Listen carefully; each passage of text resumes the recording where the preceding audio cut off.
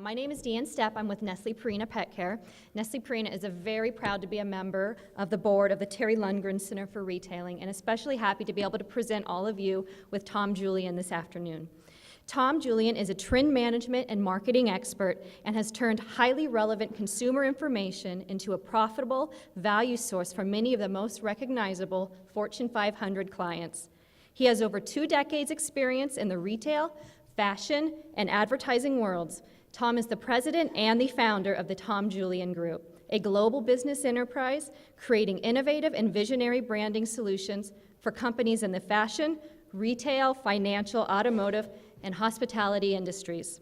The Tom Julian Group is an accomplished team of industry experts and leaders from across the country who provide a diverse background of knowledge and experience to respond to the individual needs of their clients. They provide concise branding, insight, and effective marketplace opportunities that powerfully support business goals. He has also led and initiated global trend strategies at ad agencies McCann Erickson North America and Fallon Worldwide. Tom Julian's signature fact-finding and trend-relevant information has earned him the moniker secret weapon by clients and industry peers alike. And we can personally attest at Nestle Purina at the success of the partnership that Tom Julian has provided to us. He encouraged us to look globally and think very innovatively to identify retail trends and develop strategies that have truly delivered exceptional business results for us. A graduate of Robert Morris University, he sits on the advisory board of the Fashion Institute of Design and Merchandising.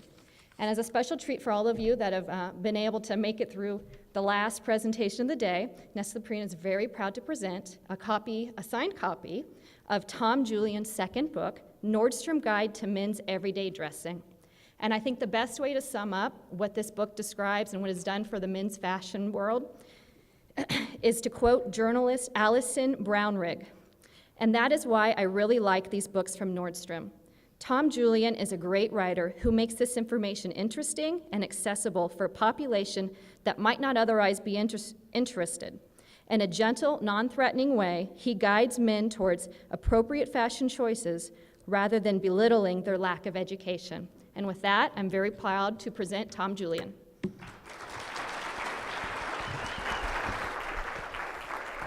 Okay, we're into the home stretch. This is going to be fun, okay? I'm thrilled to be here. I'm actually kind of glad that I'm last because it gave me the opportunity to really listen to so many leaders, talk to so many of you, and hear your reactions. And I always like to say it's important to connect the dots. And what I really appreciated about Kirsten's presentation was this idea of vintage and recycled. And it's funny because it's been a high-low movement for some time. Over the years, I've had the opportunity to stand on the red carpet during the Oscar season, and it's amazing to see what a recycled garment or a vintage garment has done for a celebrity or a fashion trend. And built around what Diana was just speaking about, almost every spring, every Earth Day, I get invited to some type of manufacturer panel in New York City. And there's this intense discussion around what are we missing as manufacturers and how do we work with retailers to have better delivery schedules given the global warming. So this is all very relevant, and I'm happy to be here today and to talk to you about some of the worlds of trends, strategy, and planning. Now, every time I walk into a room and I speak, everyone says, so what's on trend? What's happening? So in the last 24 hours, I tried to come up with 3 trends that are very relevant here at the Global Retailing Conference. The first one is, and it's a theme throughout my presentation, is the idea of heritage and history. All of a sudden, any brand, any retailer, any packaged goods company who can dig back into their heritage and tell a new story has a great opportunity right now. Consumers like it, there's a value equation, and more importantly, there's a marketing opportunity. And earlier today, we heard that from Mr. Lundgren. We heard that from Avon and Mark. And we also heard it from Matt with regards to Stride Right and Payless and Sperry Topsider. So we're going to talk about that a little bit today. The second thing I learned, and this was talking to some of the attendees here, and I think it was about 10 I counted. Some of them might have been my peers. Some of them said to me last night, this morning, isn't it amazing what these students have put forth at the University of Arizona at the Terry J. Lundgren Center for Retailing? And we got to see presentations last night that were polished, that were entrepreneurial, that were so disciplined, and so original in concept. And we all kind of commented, boy, when we were going to college, we were kind of reading What Color's Your Parachute in order to find your future. And here are these kids, young people, changing the world, learning about it, and affecting it. Sometimes when I speak to students, I always say, read the book, The Alchemist. The Alchemist is a wonderful fable about a man on a journey, or a boy on a journey, who watches the signs along the road in order to determine what is next in his life.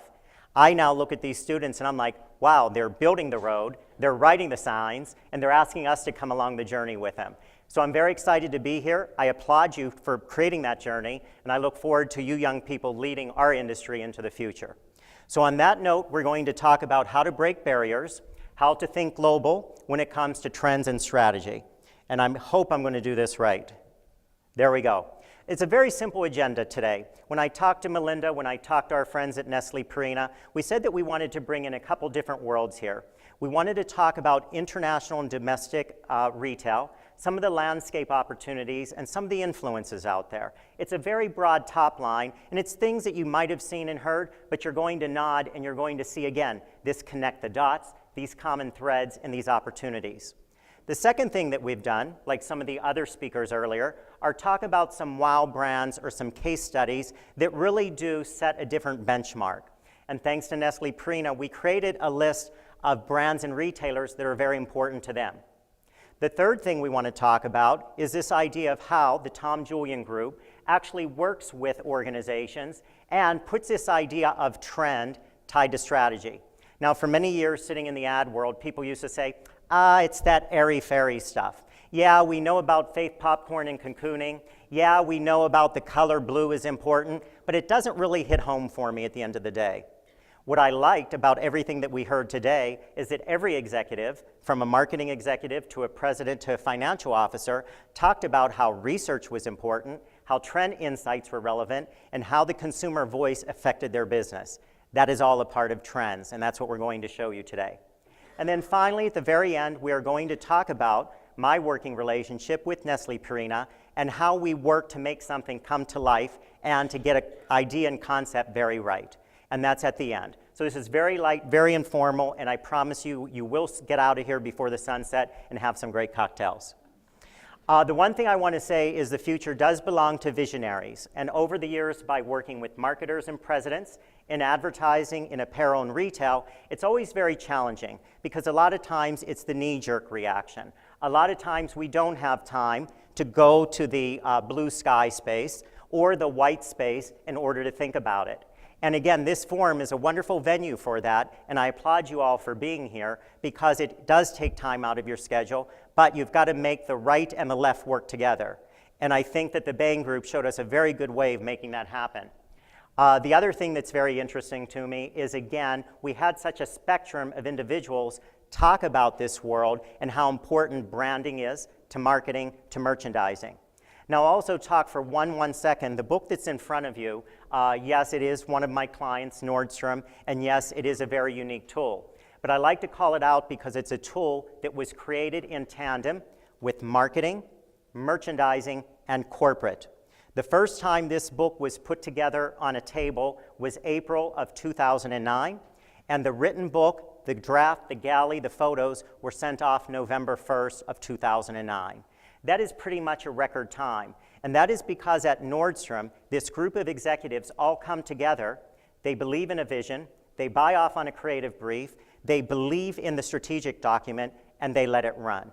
And that is one of the models that I think is very important for any organization. Some have to live in silos, but what's important as a visionary to understand that you've got to sometimes break down these silos in order to get the kind of results that you want. So, overall retail today, the world is very small. We've seen it, we've heard it. The consumer is much smarter.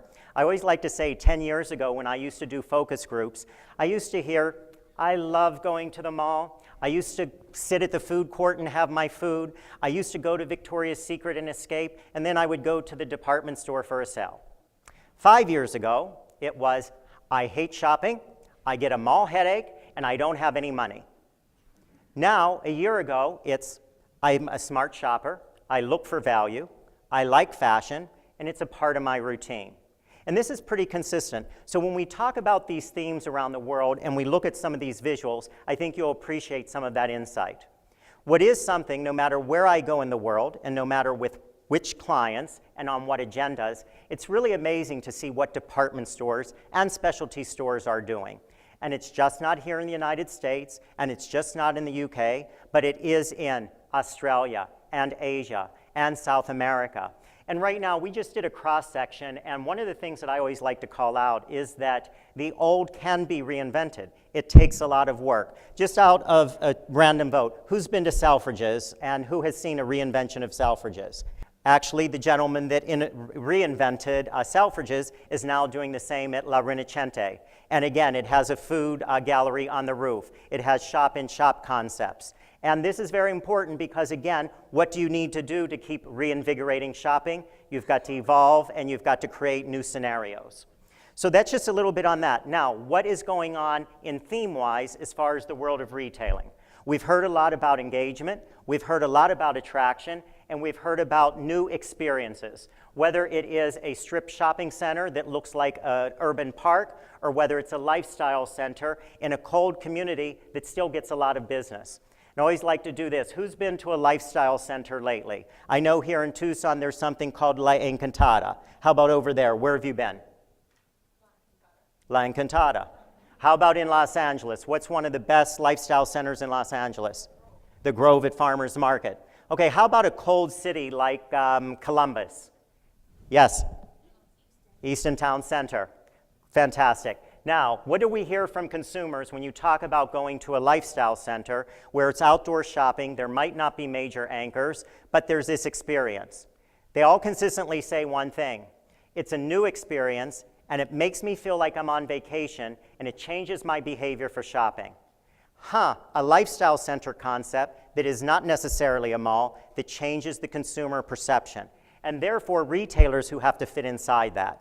And that's been a challenge over the past couple years for retailers who have always had a cookie cutter concept. How do I go into a smaller concept like the Grove, and how do I make sure that I can function with different hours of operation, with a different format, and different marketing ideas? Under international retail, the one thing that we continue to get intrigued by is that more and more department stores are doing the branded shopping experience within the store. Galeries Lafayette. We heard so much today about fashion collaborations. When you go abroad, you see the exact same thing. It could be a local designer, it could be an international brand, but this collaboration really does cut through the clutter and gives that department store or retailer something of distinction. And then finally, the thing that comes up over and over again, and this is the world we live in, is some type of CMO is now at this retail organization who's trying to drive market share and who's trying to think in terms of how do we keep the customer, how do we get them back, and how do we give them more for their money? And that actually is from the Coin department store, and I'm so intrigued by every department store now. These dividend programs and these co-branded cards are almost like customizable programs, and it lives online as well as in the store. So we see that, boy, the global customer is just as astute as the value shopper in the United States, as well as the credit card savvy customer of major branded cards. As far as domestic retail, what has really challenged the market over the past couple years has been this idea of 24/7 retail, or the vertical operators who have come in and they change their stores weekly and they tell a different fashion story and they can change up windows overnight. Who might be an example of a vertical retailer who last week they looked one way and next week they'll look another way? Any names?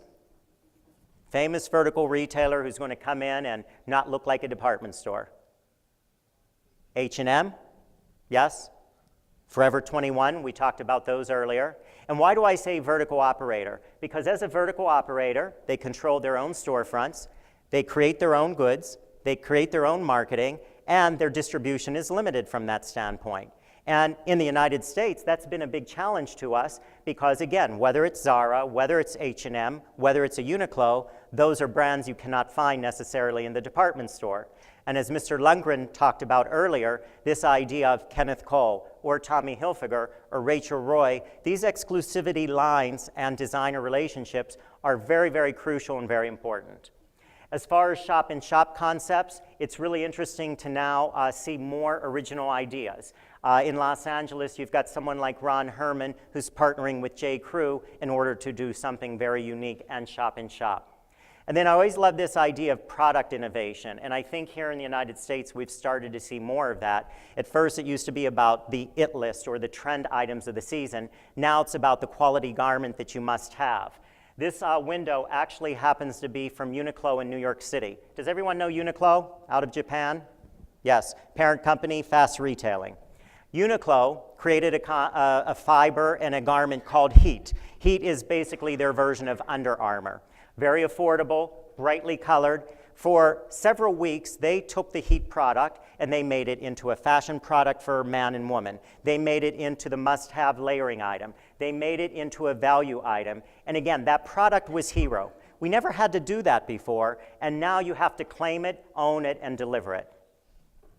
As far as emerging markets, we are so intrigued because when we go into markets with clients, we do look at global brands, we do look at local operators, and we're so intrigued by the fact that yes, you can see the H&M model in China, or you could see Best Buy in Shanghai, and the way in which they are formatting into these marketplaces for growth. And we heard a lot of that earlier today. But what you have to understand is, again, how do you connect with that consumer and have relevance in that marketplace? Earlier, Kirsten talked about Idaho, correct? Not being able to connect there. And we also heard that from Home Depot in China from their financial officer. But that is why research, trend information, and insights are very important. As far as the global consumer, we continually get this feedback in a qualitative way about experience. Experience is so vital, whether it's a global brand doing something like Helly Hansen in Australia or the Diesel Denim Gallery out of Japan. The fact that our world is so small and these concepts, thanks to the internet and thanks to retail savviness, just kind of permeates and everyone gets caught up on it. Does anyone read Racked, racked.com? Racked is one of these sites every day that just tells you about a new store, a new visual, a new promotional idea that's coming out of New York or LA. And it's amazing because, yes, the world is at your fingertips. Sometimes when I work with students, they say to me, well, gee, I've just spent the night on XYZ website, and I've seen the shops on Oxford Street in London, and I've heard my friends talk about this. The world is there. It's a matter of how much do you tap into it, and then how much can you embrace from it and understand it. As far as the consumer expecting more, we continue to think about the service model and the fact that it's not always in the traditional retail worlds. Here you have an American Express travel office that has basically done the third space concept built around the Starbucks idea. Or again, the Verizon model as far as a service entry point for the consumer. Still getting back to the experience factor. Now we talk a little bit about wow brands and retailers. Some of these you heard about. But when we work with someone like Nestle Purina, we have a list of criteria, and we want them to agree with it, and then we want to know which retailers or brands are most relevant to them and their teams. Why? We want to land the plane. We want to have a creative brief that makes sense to them and deliver strategic results. So it's almost not only low-hanging fruit, but a little bit of aspiration so that I don't come in as an airy-fairy idea guy who can't contribute to the bottom line. So what we always say is that there is a need to change the business model, and you have to drive results. When I did start my company after all these years in advertising, I always said that the thing we had to deliver as an ad agency partner was something to the bottom line. Our company mantra is Vision, Branding, Solutions. Vision coming out of the trend world, branding coming out of these years of communications and marketing, and solutions delivering to the bottom line. Knowing that as a marketer, you've got to contribute to that bottom line. You just can't spend for the sake of spend. So at the end of the day, when we talk about some business requirements with our clients, we say, hey, where is the global model for you? How important is that? Where does the innovation come in, which is part of the theme of this symposium and so much of what our earlier speaker panelists spoke about? The idea of optimism and the fact that no matter what type of leader you are, you have to do the right brain, left brain thing, almost as Bain mentioned earlier today. You got to point it inwards and say, okay, what can we extract from here? What can we extract from there? And then finally, differentiation. What allows you to have that different point of view in the marketplace that just doesn't feel like someone else? So on that note, when we work with our clients, we always say, these are kind of the attributes that we think about when we're trying to put a stake in the ground. Where's the leadership coming in? Where's the consistency? Consistency in all levels of marketing. The relevance to the consumer. The heritage. Again, take note of that heritage. I didn't know that it was going to be a subject matter earlier, but I know that it's important to Nestle Purina, and it's an upcoming theme in the world of fashion and apparel and lifestyle marketing. And then ultimately this integrity. I think we heard so many of our speakers earlier today talking about that, especially integrity with their front lines and their staff that every day have to show up in the stores and service the customer. So on that note, it's no surprise, Apple did top the list. And what we talked about with someone like Nestle Purina is the fact that Apple really does put the world at the consumer's fingertips. And more importantly, it all comes to life through this wonderful store. And it also allows for an engagement that is unlike anyone else. And it does become this existence that goes from online to in-store to in the palm of the consumer. Sometimes I talk about one of the very first Apple stores. Does anyone know where it was? Has anyone been to it? It's in California, Glendale, California. Okay, I went there with the BMW clients probably, 10 years ago. And the BMW clients were so intrigued at that time because they felt there was going to be a brand connection for this computer company who was going to have a lifestyle reason that could actually affect the interior of a car. Again, vision and insight to figure out where something might be able to go and then how to turn that into something. We also went with IKEA. Earlier we saw IKEA in the French subway by one of our other speakers. The fact that IKEA can live up to a tagline of affordable solutions for better living, and that they can come out of Scandinavia and they can really do this big box store in such a you do it kind of way, but tap into this high-low factor. And when we talked with Nestle Purina, it was the idea of, boy, they are so global, but yet they work for urban and suburban. And how do we make sure that when we brand efforts and ideas, that we can reach our customers in the same way? I mentioned Uniqlo earlier, Muji.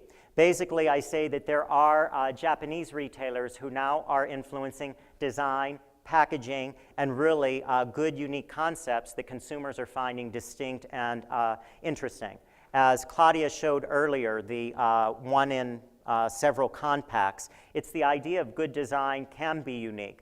Muji, as well as Uniqlo, are great examples of that. So I encourage you when you come to New York City on your next trip, go to Soho, spend time in each, and really appreciate. Now I see someone nodding, so why are you nodding? And again, what do you like about them? Is there anything that you take away all the time? Really simple, straightforward stuff everybody wants. Exactly. So again, there is almost, they create a need for, again, a plastic container or something for a desk or something for a home that is so pure that you've got to have it, and it's at a price that you don't have to debate. But that's this good design aspect.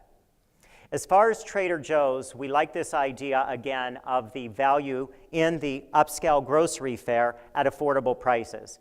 Now, at the same time, we like Trader Joe's because their parent company is getting very aggressive with ISDA. Does anyone know ISDA right now out of Chicago? Any hands? So ISDA, again, is going to be a new, let's just call it a big box operator out of the Midwest that's going to do compete with the Targets and the Walmarts of the world. It's interesting, I was in Chicago a couple weeks ago, and whether I talked to media people, whether I talked to local people, or even business industry people, they were all aware of ISDA in the Chicago marketplace. So again, when you think of brands and corporate entities who can push different entities, I think Trader Joe's and ISDA is going to be able to mix in a variety of ways. J. Crew, anyone been in J. Crew lately? Thanks to Mickey Drexler and his vision, they've been able to actually carve out a space of fashion that is no more about prepping Americana, but about contemporary and classic, and it's more for a targeted 30-something generation than an 18 to 25-something generation. And they've done that very uniquely by partnering with Timex, Jack Purcell, Thomas Mason, Levi's, and really bringing a whole concept to life. Has anyone been in the J. Crew men's liquor store concept in New York City yet? Again, it's very interesting because it is built around a liquor store, and it is a way to get guys to engage with clothing and shopping in a very different way, okay? And it's working. All right, thank you. We also included anthropology in the mix. And when we talked to Nestle Preen, it was, why is that? It said because anthropology has attracted a female shopper that's very inclusionary. It has also created a mixed bag of goods that goes from apparel to home to gifting in a very unique way. And it wouldn't be a far stretch to think that they could actually have a full-fledged pet department with something unique and distinct that had products in it as well. Now, again, because we've got students in the back, can anyone tell me anthropology is tied to a couple other retail shops and concepts? What are they? Students? Urban Outfitters and one other one. What's the other one? Free People. And I bring up Free People because as I kept looking at Kirsten's presentation, I'm like, oh my God, it's so Free People. You know, the whole idea of the retro vintage, right? Yep, great, okay. And then the idea of an international and global brand, Burberry. The fact that Ms. Bravo had started this, Angela Aaron's now maintaining it, that this brand continues to be iconic, reinvented, and performing at wholesale as well as luxury on a global scale. And they've done so much in the way as marketing, in the way of luxury, and in the way of aspiration. And what's interesting now, Burberry actually has 4 different labels, and they're now segmenting these labels to different audiences built around different lifestyles. So again, just talking from that level, it's not too extreme luxury, it's aspirational, but it still has its heritage and its roots in that London world. So now we're going to jump forward and talk a little bit about strategy today, and the fact that as a visionary, you want to use trends in order to be smarter, not to be airy-fairy, but also to create something towards a revenue stream to a bottom line. And we always like to say that there is a lot that you can uncover when you study trends, and as a retailer, you start to watch the way in which the shopper might be pushing and pulling. And there are various ways of doing that. Earlier, when Matt spoke, you heard him say, we go into the closets, we look at the shoes. You might hear an MTV executive say, well, we go into the studio of the young teen to look at how they're playing with music. This is what we call more ethnographic research so that you can live that life. Has anyone done that type of research, just out of curiosity? Hands? Yes. And how have you done it? When I worked for P&G back in the day, we were coming up with a natural cold cough medicine. A natural cold cough medicine. We went to the backwaters of a lot of countries in the world, filming and watching people come up with home remedies. Home remedies, okay. So again, getting right into their existence and their style versus something like this. And this is why I wanted to bring this up. Again, 15 years ago, when I started as this trend guy, and I would sit in a focus group, and you would just have everything on the board, and the consumer would react to you, it was very one way. Today, it's got to be very engaging, and it's got to be very unique and distinct. And even thanks to the internet, we're able to learn so much more. You know, someone had talked about, well, I just go online and I read what customers are saying about my brand. Yes, that's pretty fantastic, but then when they touch your brand, there's something else that happens. At one point in my career, I had the opportunity to work with a beverage company, and we were doing teen research groups with a beverage company. And the moderator could not get these teens to connect with the product in any way, shape, or form. And I said, guys, look at the way these teens are dressed. They have a backpack which has some type of badge, so they get a badge of honor. None of them have a watch. They're all dealing at the time with a beeper or pager, so they're all very ergonomic. Let's talk about their beverage as part of their day and get away from these exercises that are on paper or in magazines. And finally, thanks to that ideation, we got into how the teen brings the drink into their day, whether they're at school, whether they're at home, or whether they're embracing of a brand that we were working on. Very, very interesting, and again, it's just a matter of perspective. The one thing that we always try to do with clients is say, once you do get the research and the trends, it doesn't matter what your business model is. If it's the pyramid or if it's the 3-box grid, we've got to figure out where these trends have a place and how they can grow your business. So earlier we heard about the inverted pyramid from the Home Depot people, I believe, and we also heard a little bit about merchandising from Mr. Lundgren when he was talking about the idea of exclusivity. Right now, a lot of retailers are doing the 3-box grid of good, better, best. Well, gee, if I am good and better, how do I get best? And how do I compete to get best so that it's right for me and my store and my brand? So now we're going to talk a little bit about the idea of how we do this trend research and where we take it. So everyone has always said to me, you know what? I can ask my kids and they'll tell me what's trendy and I'll just follow that. That is fantastic. But if you want trends to live and if you want trends to be relevant, I'd encourage you to think in terms of a formula. Trends have to have a cultural reference point, they have to have a consumer voice, and then ultimately they have to fit into the competition. And what I always like to use as a very iconic trend moment was 1991 when the PPG company in Pittsburgh started doing something. Does anyone know what they did? Because it affected the menswear business. They allowed their employees to dress casually for a month tied to a United Way campaign. Does anyone remember that? And what did that do? That allowed employees' productivity to go up. And that was the start of casualization. And when corporate America heard that, corporate America said, shall we try it? And that's where Casual Fridays came from. And at the time, working in the menswear industry, we had a round table with a lot of the tailored clothing manufacturers. And I don't know if you've known of any of these companies, but it was the Greif companies, it was J. Schoenemann, it was Pietra Fezza, it was Hart Schaffner and Marx, it was Hager. And these executives sat back and said, we don't care about Casual Fridays. We will always be here to sell suits. Men will never change, and we'll be very profitable, so we don't need to worry about it. And hence, the consumer made a big change in his or her lifestyle, and sportswear became more lucrative and opportunistic, and these tailored clothing companies no longer exist. That's the important part of understanding culture, consumer, competition. And earlier today, we kept hearing that. I think that Matt was very fluent in the way in which he talked about the establishment of a brand, and in order to be unique, in order to make labels very appropriate for the right target audience. And I said at that time, had the industry had the vision and the marketing know-how, there could have been, let's say, a milk mustache campaign to make men still wear suits and aspire to have something of a value equation. And again, we have to go according to lifestyle. As far as consumer and the market shifts there, we always like to say that you have to listen to the consumer. I think it was Matt who earlier talked about 10,000 consumers. That probably was a pretty extensive market research branding effort. Not everyone can do that today. Recently, my company worked with an organization on a 3-month program, and we used their own internal data, we did online research, and then we did qualitative groups in order to get a decent spectrum in order to figure out where this messaging had to be. But the consumer is so vocal today that it's easier to get that kind of information.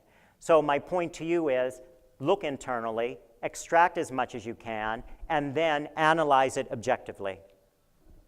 I like this a lot because for a long time, as I said to you, trend forecasters were always known as airy-fairy or too expensive or talking about the sun, moon, and stars, and it means nothing to me. Does anyone know Lee Edelcourt? Have you ever seen Lee Edelcourt in a presentation, anyone?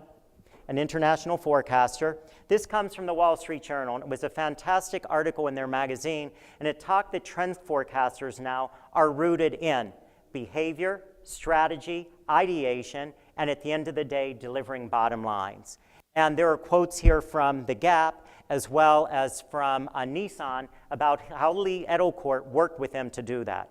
So if this is my best commercial, trend forecasters and trend analysts can be advantageous to your business. However, don't look at them as a Band-Aid. Look at them as a marketing partner. Look at them as a tool that can help your business and continue to drive it. I will always get calls from people and say, can you come in tomorrow, sit in on a session for 3 hours, and help us resolve this? I said, yes, I can, but you're not going to resolve it in 3 hours. And if you want to do research and understand the marketplace, you need to have engagement for more than a day, because the Band-Aid is not going to resolve your marketplace issue. So again, you have to have commitment. I actually wanted to say to Matt earlier today, boy, from start to finish, how long did it take Payless to get through that whole process? And again, you have to make that kind of commitment. Earlier, someone showed us Nespresso. Is that you? And what did you say, 20 years? 25 years. We all don't have that luxury, but you have to realize you may have to build a case for it. I love this. Did anyone see this in the New York Times about 2 months ago? It looks like a chart of icons, but ideally it is a chart of the last 10 years and icons that represent different cultural movements in our lifestyle. And when my company does workshops, we always try to do this, whether it's the food industry or the auto industry or fashion trends, because you have to realize there are certain cycles in the world, and you do want to capture that cycle at the right moment in time. So I encourage you to look up this chart, and it probably will have relevance to whatever business you're in on any level. So right now, if there's a trend opportunity, and if there is a white space for anyone, it is the idea of heritage. Heritage is good. Heritage has potential, and heritage can be romanced in many ways. Right now, the iconic luxury brands are using heritage built around craftsmanship and detail, and that goes from Louis Vuitton to Cartier to Chanel. As far as storytelling, a lot of your designers, whether it's Donna Karan or Calvin Klein or Ralph Lauren, are going back to their roots and saying, boy, we created something wonderful, and it's back today, and you need to know about it. And then finally, there is a whole new tier of brands coming to life that are cool, hipster fun, and must-haves for a lot of retailers. That includes Penguin, Gant, Woolrich, some of the other names that are starting to, oh, Kirsten is nodding. Why are you nodding? Because they look like old clothes. They do, and they're now back in demand. And the brands have come back. So just, are you selling Gant stuff right now? Okay, and how much are you selling it for? Okay. Right now, a Gant Oxford shirt in a specialty store is about $125. Okay? 12 or 15, and it's the same check shirt. But marketing. But it is interesting because right now in fashion, heritage does have a lot of potential and a lot of lifestyle marketing and opportunity. So I just call that out because I think it was so relevant today, and it is something for you to hang your hat on, okay? So now we're into the home stretch, guys. 10 after. I'm very good on time. I'm happy about this because sometimes I have a tendency of going and going. So getting it right. Nestle Purina challenged the normal, bring to the product to market approach. And they did partner with us. And also I have to say, as Tom Julian Group, I'm a team of 6. I have a wonderful group of individuals around the country that I work with. One happens to be here tonight, and even though it is my name, I'm only as good as my team, and I'm fortunate that I have a great team with me, and that team helped the Nestle Purina project come to life. Our goal was, and everyone says, well, as a trend guy, what do you know about pets and what do you know about marketing packaged goods? Well, as a trend guy, I know consumers, and I know retail, and I know the global marketplace. And by working in various packaged goods worlds over the years, I know that I have a skill set that I could transfer over. But if we work collectively together and we set an agenda forth, we're going to be able to deliver that idea of what is appropriate for the pet retail world from the human retail world. So we did have a master timeline, and that's what we always want to keep in mind. And I think we saw some of these timelines earlier. So the program for Nestle Purina was Fancy Feast Appetizers. Has anyone seen it? Does anyone use it? Come on, yes, yes. Who has cats? Let's put it that way. Great, okay. So this actually started in 2006, and our friends at Nestle Purina did start to study their customers, and they did start a series of in-home interviews and focus groups so they can understand where this idea of appetizers might live. In 2007, then they went to corporate, and they started to discuss the product and the development of what this appetizer could be. And at the same time, on a parallel path, because that's very important. And I always like this a lot. I always say, don't lose time. Try to parallel path as much as you can. That means if, boy, package and design can do this, and marketing can do that, and research can do this, see how far you can all get, because, boy, you might end up at the right place at the right time. Then, in 2008 is when we did our qualitative effort. And we started in the spring of 2008, and then I'll take you through some of the work that we did beyond that. And then finally, in 2009, the project did launch. Now also, I will tell you, one of our no, I'll wait till I'll tell you that. I'm going to keep going. Okay, so we did this dual approach to strategy, and we knew that it was important for Nestle Purina and some of their key retail partners to go to Interzoo. Has anyone been to Interzoo? Interzoo, right? Interzoo, I believe it's over 30,000 attendees. It's almost 2,000 brands. It is in Germany, and it's where the world comes to life. And for Nestle Purina and select retail clients, it's a place where they learn new things, they get an education, and they come away with ideas. So we said, what if, after you're done with Interzoo, we end up exploring an international market and we do some retail work as well as some workshops so that we've got ideation from trade show, we've got real-world retailing insights, we've got qualitative learnings, and we all get in a room and we see where we can take the idea of fancy feast appetizers. At the same time, because of Nestle Purina being rich, deep, and well-staffed, we were able to use a lot of their teamwork or team research work and insights. So we kind of, again, parallel paths here. However, when their team came to us, they did say, Tom Julian Group, please provide us with a list of 10 emerging trends or platform ideas that are out there in the world. And it might be in retail, it might be in food, it might be in packaged goods. And let's spend some time and figure out which ones are most relevant for us, because when we go to our city of destination and when we're done with a trade show, Interzoo, we want to have a point of view. And these are the 3 that we ended up with in 2008. And it wasn't too much of a surprise, but it was very distinct. Customization, affordable indulgences, and eco and organic. And again, this came out of a list of 10. But knowing fancy feast appetizers, knowing the various projects at hand, these were the 3 that we wanted to live with. So again, strategically, we knew what our brief was, we knew what our learnings needed to be, but we wanted to try to make sure that this white space was coming to life in the right way. So we selected the city of Milan. Milan is very interesting because, yes, it has department stores, yes, it has pet stores, and more importantly, it's got a lot of distinct retail entities that would be great for learning. And this wasn't a scavenger hunt of here, there, and everywhere. We spent a lot of time researching in advance so that we had the right mix of stores. And what I like to say is anyone can read a photos, anyone can do a trend search online, or anyone can buy a list from WGSN. But it's the matter of how, does everyone know WGSN? Worth Global Style Network. Students, do you use it? Yes? No? Okay. WGSN. So what we did the month leading up to the trip is we researched all the potential department stores, grocery stores, retail outlets that would have had these 3 categories represented, and maybe some competitive brands that were important to Nestle Purina so that we learned the right things. And not only did we do that, but we had worksheets and workshops every step of the way. So as we would go through these stores and these exercises, we literally, whatever the team was, whether it was 4 in one store or 4 in the other store, we had exercises as soon as we came out. Now, what I always like to say is, everyone says, well, you go in, you see a store, and you come out, and it's like, okay, I saw red, or I saw a new box. No, you go into a store, and you act like a consumer, and you buy something, and you talk to the sales associate, and you pick up something unique. You look and see if the community board tells you something about the neighborhood. You do not use your BlackBerry. You do not shop together. And more importantly, you learn one thing from that store that you've got to come out with.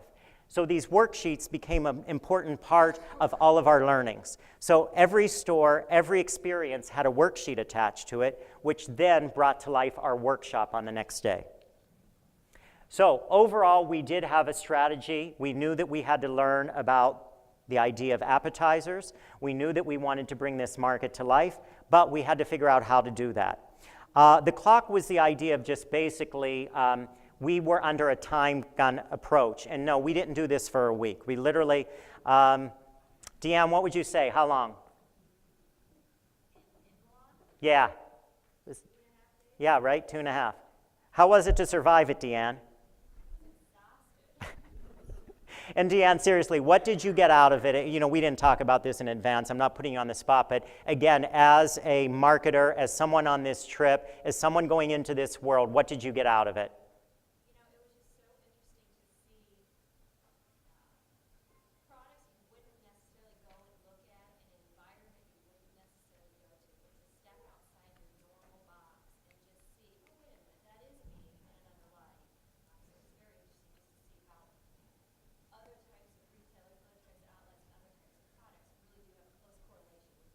Yep. I brought this slide back. Does anyone know 10 Corso Como Milan?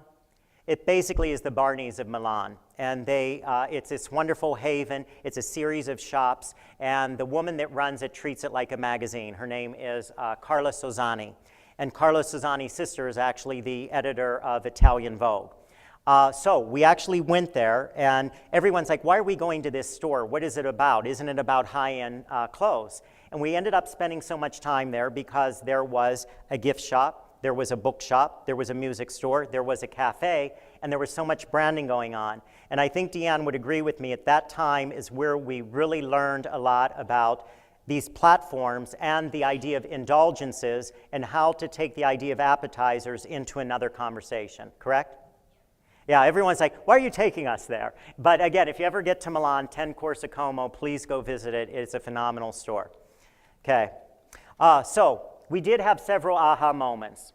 We did realize that there was an indulgent time spent with pets that fosters a new relationship for the pet owner. Our workshop findings revealed that pet owners embraced added opportunities to feed out their cats throughout the day, and that pet food has traditionally just been sold in 3 categories: dry food, wet, and treats, and Fancy Feast Appetizers was bringing it to life in another way. Deanna, am I correct? Great, thank you. And we just peppered in some consumer comments just to show that we kept reiterating that. I don't want to beat a dead horse to death, but I do want to tell you, these workshops, we had creative people in the workshops who were sketching out visual ideas for store execution as well as packaging ideas. We had select marketers and merchandisers in the room who were the left brain saying, no, no, no, no, right? And we were trying to find, but there's got to be a way to make this work. So at the end of the day, we said there is an opportunity here, and we did our 3 circles, and we said there's a storytelling model, there's an embracing of identity model, there's a luxury model, and there's the heritage. So at the end of the day, Nestle Purina does have a long history as a pet food brand, but combined with these recent pet trends, we now can create a different platform that's going to introduce Fancy Feast Appetizers. On that note, there was a lot of additional work being done, and I think it's most appropriate at this time. Deanne, can I tell them our partner? Great. We did do this in tandem with a partner of PetSmart. So PetSmart was engaged from the beginning. PetSmart was on the trip. This PetSmart team was very engaged and vocal about everything that we learned and challenged us along the way. So again, just as I used Nordstrom as an example of corporate marketing and merchandising, it's almost like there was Tom Julian Group, Nestle Purina, as well as PetSmart, all working together for the common goal of the Fancy Feast Appetizer coming to life. So at the end of the day, the idea was that consumers do want indulgences for their pets, here specifically cats. We are going to introduce single serving formats such as pouches and silver portion packets. We're going to popularize this with other food areas so that it becomes a time-saving product, and it's all going to be presented in this human, real-life, wonderful way, of which there were so many visuals in, again, a market like Italy, that it hit us over the head that there is a definite white space here. Deanne, any comments on that? Great, thank you. So the product was launched, and after discovering that the current retail market trend had a need for the product, it then became another story of shape and identity. This collection of wholesome appetizers is now about captivating your cat's palate with the authentic taste and real flavor that he or she truly desires.